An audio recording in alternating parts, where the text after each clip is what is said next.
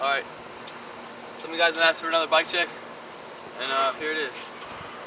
Alright, this is was the 2011 Aaron Ross Pro.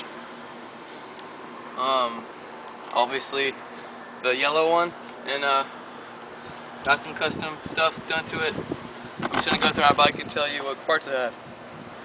Alright, I got the Aaron Ross replica bars, the ODI long neck grips, ODI bar ends, Odyssey CLF stem, Odyssey headset, got the stock fork, got a Shadow little one, a Jersey barrier, and a Vendero 2 front hub, laced to Quadrant rim and Aaron Ross tire.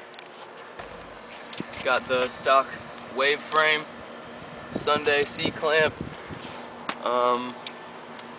Odyssey Mike Aiken pivotal seat, Odyssey Twombolt cranks, and Odyssey twisted PCs.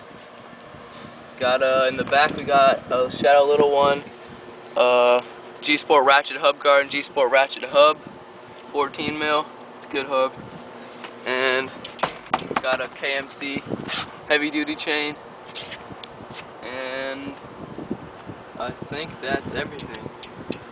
Yep. Subscribe.